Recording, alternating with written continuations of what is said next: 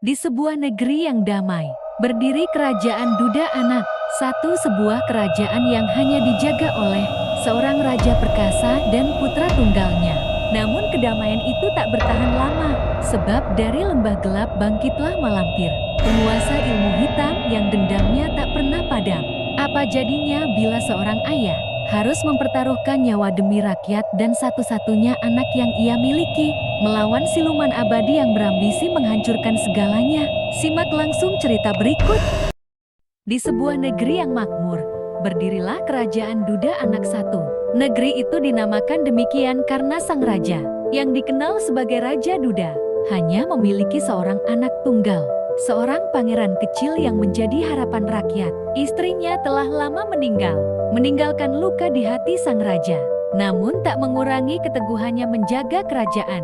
Rakyat sangat mencintai Raja Duda, sebab ia memerintah dengan adil, berani, dan selalu turun langsung melindungi desa-desa dari ancaman. Pangeran kecil itu pun tumbuh dengan penuh kasih sayang dari ayahnya. Meski tanpa seorang ibu, namun di balik kedamaian itu, tersembunyi ancaman besar. Di lembah kelam yang dipenuhi kabut abadi, terbangunlah Malampir, penguasa ilmu hitam, yang telah lama bersemedi dengan dendam membara. Ia iri melihat kejayaan kerajaan dan murka karena wilayahnya makin terdesak oleh perbatasan kerajaan Duda. Raja Duda, kau dan anakmu tak pantas menikmati kebahagiaan itu. Pusaka leluhurmu adalah milikku. Aku akan hancurkan kerajaanmu, dan masa depan anakmu akan kutelan kegelapan.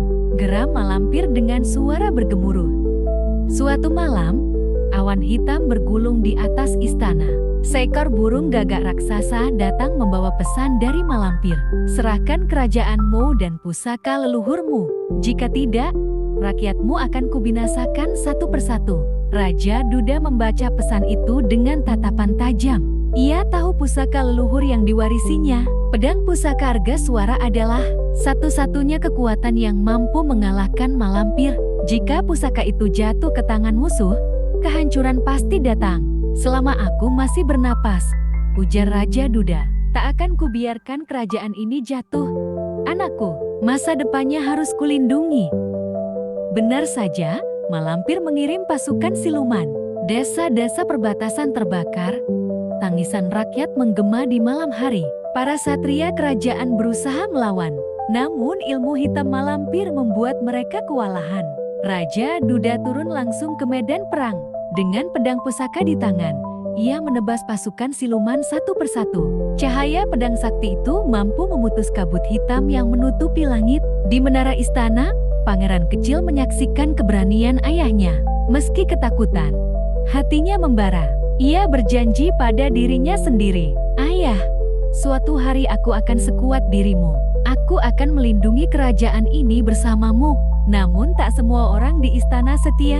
Ada seorang bangsawan tamak bernama Adipati Sura, yang diam-diam mengkhianati kerajaan. Ia membuka jalan rahasia bagi pasukan Malampir, dengan harapan akan diberi kekuasaan setelah kerajaan jatuh. Sementara itu, seorang tetua kerajaan membuka rahasia. Leluhur pada Raja Duda, Malampir pernah dikalahkan oleh moyangnya, dan disegel dengan pusaka Arga Suara. Kini Malampir bangkit kembali, berniat merebut pusaka itu dan menghancurkan keturunan leluhur tersebut. Raja Duda menggenggam pedangnya erat. "Jati, akulah yang menjadi penghalang terakhir antara Malampir dan kehancuran dunia. Aku dan anakku." Hari itu pun tiba.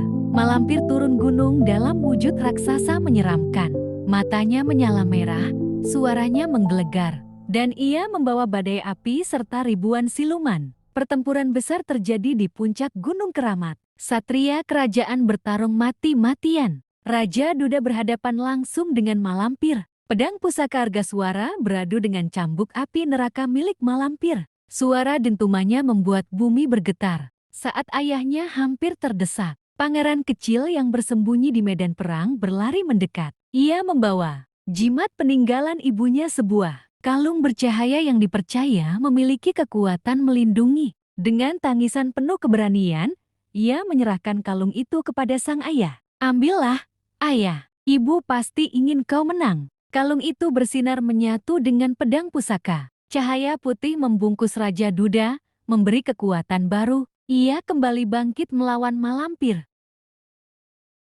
Pertarungan mencapai puncaknya. Malampir mengeluarkan jurus pamungkas, api neraka abadi, yang bisa melahap seluruh gunung. Namun Raja Duda menebas dengan seluruh kekuatan. Pusaka yang kini berpadu dengan jimat istrinya. Benturan dahsyat terjadi. Gunung berguncang, langit pecah oleh cahaya dan api. Malampir menjerit kesakitan, tubuhnya terbakar cahaya pusaka. Ia terhempas ke jurang neraka yang menganga. Sebelum lenyap, ia mengucapkan kutukan, "Aku akan kembali. Melalui darah anakmu, keturunannya akan menjadi jalanku untuk bangkit lagi." Raja Duda pun jatuh tersungkur, tubuhnya penuh luka. Rakyat dan satria segera mengangkatnya. Sementara sang pangeran berlari memeluk ayahnya dengan tangis.